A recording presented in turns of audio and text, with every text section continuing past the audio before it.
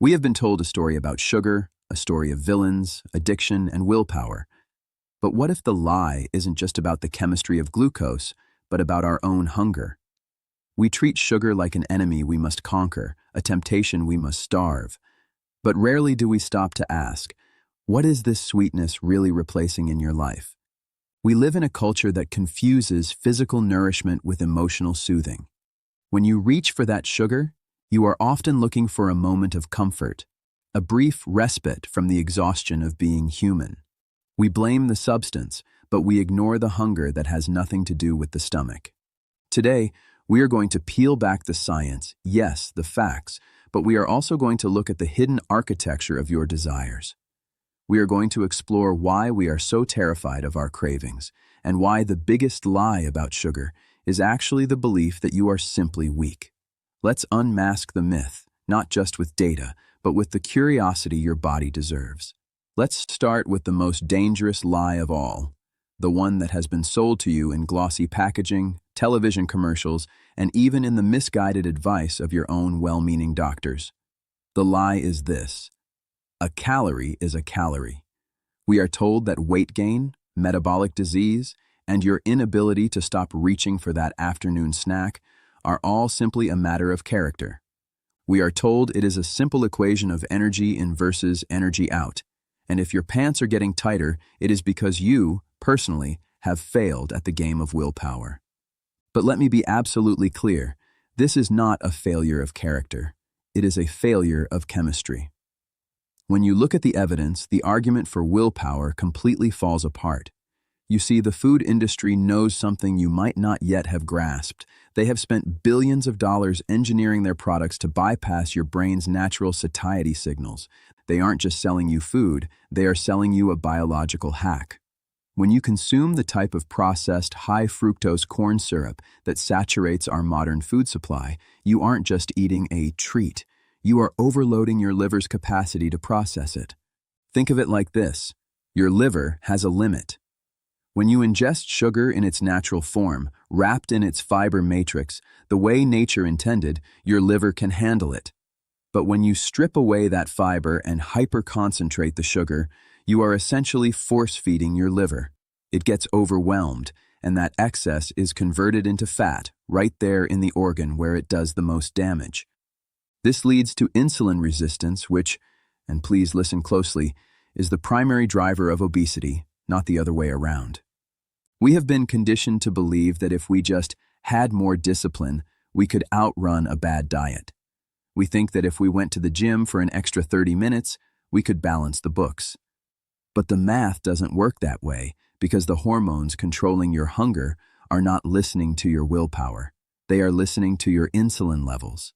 When your insulin is chronically high because of the processed junk you've been consuming, your brain is being told that you are starving, even when you have massive energy stores sitting around your midsection. Your brain is essentially being starved of energy because that energy is locked away in fat cells, inaccessible to you, thanks to the hormonal signals triggered by sugar. So, when you find yourself standing in front of the pantry at 10 p.m., desperate for that one last cookie, you are not weak. You are not addicted in the way we usually talk about moral failings. You are a biological system responding to a metabolic environment that has been engineered to make you sick.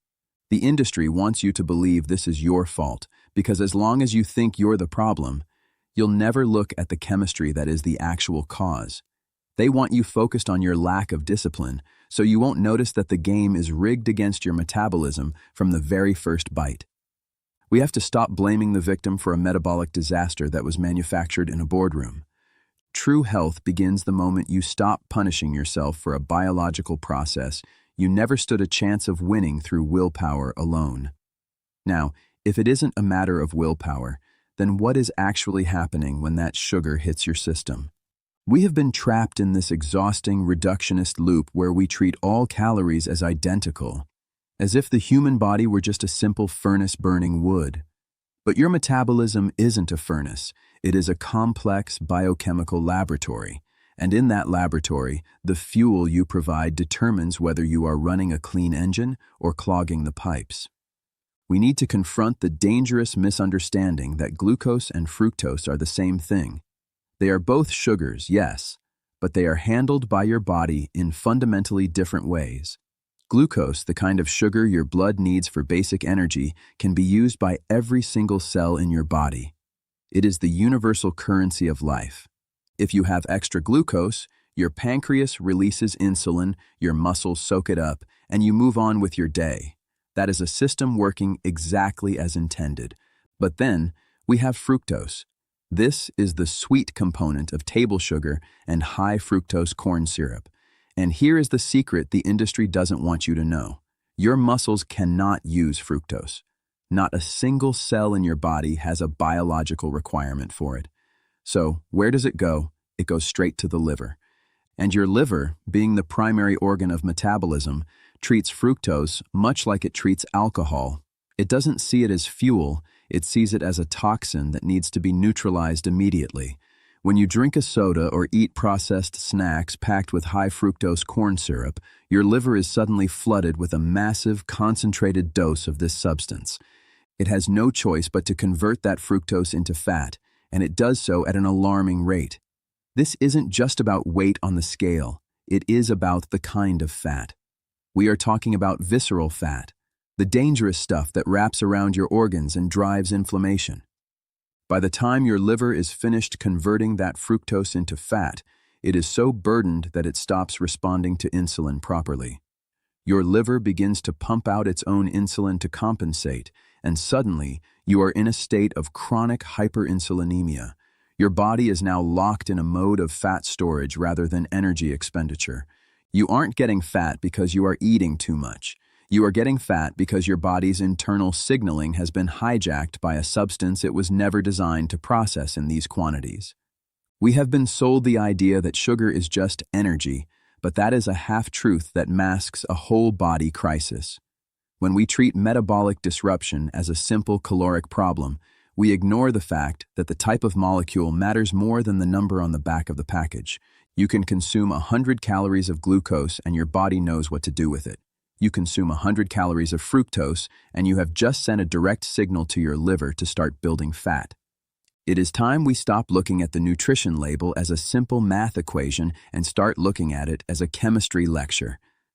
If you want to fix your metabolism, you have to stop pouring toxic fuel into an engine that was built to run on something else entirely. So, if we understand that the liver is being overwhelmed by refined fructose, the immediate logical question is, how did we survive for thousands of years eating fruit? Our ancestors didn't have metabolic syndrome, yet they definitely ate sugar in the form of berries, figs, and other seasonal fruits. Why didn't those ancient humans have the same health crisis we see today? The answer lies in the most elegant and necessary defense mechanism that nature ever designed, the fiber matrix. When you eat an apple, you aren't just getting sugar. You are consuming a complex architectural structure. That apple is packed with fiber, insoluble and soluble, that creates a physical barrier around the fructose molecules. Because of this, the sugar doesn't hit your bloodstream all at once. The fiber slows the absorption, it slows the transit time, and it tells your gut to release specific hormones that signal to your brain, I am full, you can stop eating now. Think of the fiber as the chaperone at a party. It keeps the sugar in line, ensures it enters your system at a manageable pace, and prevents the chaos of an insulin spike. But what have we done in our modern industrial age? We have systematically stripped the fiber out of everything. We take the fruit, extract the juice, remove the pulp, and refine it into a clear, concentrated, shelf-stable liquid. We have essentially taken the sugar to the party, but we've left the chaperone at home. Without that protective matrix, the sugar hits your system like a freight train. It bypasses all the natural built-in speed bumps that allow your liver to keep up. When you drink a glass of fruit juice, even if it says all natural on the carton, you are bypassing the very mechanism that keeps you healthy. You are receiving the metabolic impact of a soft drink, despite the healthy image on the label. The fiber is what makes the sugar safe. Without it, the sugar becomes a metabolic liability. This is why the sugar is sugar argument is so profoundly dangerous. It treats the substance as an isolated chemical, ignoring the entire context of the food in which it is found. A whole orange is a completely different entity than a glass of orange juice. One is a metabolic tool that keeps your insulin levels steady and your microbiome thriving. The other is a metabolic weapon that keeps your insulin levels erratic and your liver under constant, unnecessary pressure. We have spent decades obsessing over low-fat labels, replacing fats with these refined, fiber-free sugar mixtures. We thought we were being virtuous, but we were actually stripping our diet of the very thing that protected us. We have effectively turned our food supply into a series of naked carbohydrates. We are constantly exposing our organs to undiluted, rapid-fire sugar hits, and then we wonder why we are exhausted, inflamed, and storing fat we simply cannot seem to burn off. This isn't about avoiding sweetness.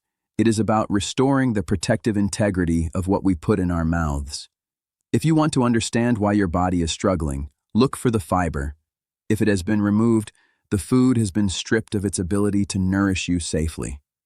We have to stop consuming the symptoms of food, the sweet flavor without the structural benefit, and start demanding the real thing.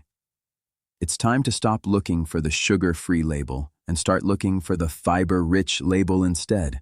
Nature never intended for the sugar to arrive alone. It's about time we stopped inviting it to dinner without its chaperones. Now, let's talk about the missing piece of this puzzle. We've discussed the chemistry, the liver, and the protective role of fiber, but there is a deeper, more insidious trap that the industry relies on, and it's the one that keeps you coming back for more, even when you aren't actually hungry. We have to address the gap between physiological need and emotional convenience. We live in a world that is obsessed with productivity, where our time is taxed, our sleep is compromised, and our stress levels are permanently elevated. And what is the most accessible, socially acceptable, and rapid-acting way to self-soothe in that environment? It's sugar. When you reach for that sugary snack at 3 in the afternoon, or that bowl of ice cream at the end of a grueling day, you aren't just fueling your muscles. You are looking for a neurological reward. You are seeking a hit of dopamine in your brain's reward center. And here is the tragedy. The food industry is fully aware of this. They have mapped the bliss point of their products, that precise concentration of sugar, salt, and fat that lights up your brain in the same way certain addictive substances do. They are not selling you nourishment. They are selling you a temporary chemical anesthesia for the stress of modern living. But there is a catch, and it's a big one. This anesthesia creates a cycle of metabolic starvation. When you use sugar to cope with stress, you are essentially pouring gasoline on a fire. The insulin spike that follows that sugar hit doesn't just store fat. It effectively lowers your blood sugar levels to a point where your brain begins to panic. It thinks it is running out of fuel. So what does it do? It triggers an even more intense craving for more sugar. You are no longer eating because you are hungry. You are eating because your brain is trying to fix the chemical imbalance that the previous dose of sugar created. We have to recognize the difference between the hunger that comes from your stomach, the need for energy, and the hunger that comes from your brain, which is often a cry for relief. When we use food as our primary stress management tool, we lose the ability to regulate our own satiety. We have effectively disconnected our body's internal thermostat. We are starving ourselves at a cellular level while simultaneously overconsuming energy that we can't burn. Think about the way we structure our lives. We work longer hours, we have less time for real, cooked meals, and we rely on processed, quick-fix convenience. This isn't a failure of your spirit. It's an adaptation to a broken environment. But you have to see it for what it is. That chocolate bar isn't love, it isn't comfort, and it isn't a reward for a hard day's work. It is a chemical signal that disrupts your hormones and keeps you trapped in a loop of craving. If you want to break the cycle, you have to find other ways to soothe your nervous system. You need to identify what that sugar is actually replacing. Are you tired? Are you anxious? Are you lonely? If you address the why, the root cause of your emotional distress, you will find that the physical craving for the bliss point diminishes significantly. We have to stop using our bodies as the dumping ground for our stress, and we have to stop treating our metabolic health as something that can be managed with a quick, sugary fix. Real relief doesn't come from a label. It comes from understanding the difference between being hungry for food and being hungry for a life that doesn't need to be numbed. True nourishment begins when we stop using sugar to hide from the very things that make us feel human. Now, let's confront the great escape hatch of the modern age, the zero-sugar solution. You've heard the pitch 1,000 times. You're told that if you just swap the real stuff for artificial sweeteners, the little blue, pink, or yellow packets, you can have your cake and eat it too. You get the sweetness, you get the flavor, and you don't pay the metabolic price. It sounds like the perfect scientific compromise. But I'm here to tell you that this is one of the most clever deceptions ever perpetrated on the public. It is a fundamental misunderstanding of how the human brain and gut communicate. You see, your brain is not stupid. It is hardwired through millions of years of evolution to associate sweet taste with high-energy fuel. When your tongue detects sweetness, it sends an immediate, non-negotiable signal to your brain. Get ready, energy is coming. Your brain then triggers the necessary physiological responses. It preps your gut, it primes your metabolism, and it signals for insulin to be released. But when you consume an artificial sweetener, you're playing a game of bait and switch with your own biology. Your tongue sends the signal that energy is arriving, but the energy never shows up. The gut receives no glucose, the blood sugar doesn't rise, and the brain is left waiting for a delivery that isn't coming. This creates a state of chronic, low-level cognitive dissonance. You have effectively trained your brain to distrust your own senses. And the problem goes deeper than just a confusing signal. We are now learning that these synthetic compounds significantly alter your gut microbiome, the trillions of bacteria that live in your digestive tract and act as the gatekeepers of your health. Your microbiome thrives on the fiber we talked about earlier, but it is deeply unsettled by these chemical additives. By flooding your system with sweeteners that your body cannot properly break down, you are essentially starving the good bacteria that keep your inflammation in check. You are creating a gut environment that is primed for instability. More importantly, these sweeteners keep you addicted to the intensity of the sensation. If you spend your day drinking diet sodas, your palate is constantly being blasted with a sweetness level that is hundreds, sometimes thousands of times more potent than anything found in nature. When you do that, you recalibrate your baseline. A piece of fresh fruit, which is perfectly sweet in its natural state, starts to taste bland and boring to you. You lose the ability to appreciate the subtle, complex flavors of real, whole foods. You aren't breaking the cycle of dependency. You are simply changing the delivery method. You are maintaining your addiction to the bliss point while keeping your metabolic hormones in a state of perpetual confusion. You haven't escaped the sugar trap. You've just moved to a different cell in the same prison. True metabolic health isn't about finding a clever way to cheat the system without getting caught. It's about recalibrating your taste buds to the reality of natural food. It's about realizing that you don't need that intense artificial surge to feel satisfied. When you step away from the fake stuff, it takes a few weeks, but your palate will adjust.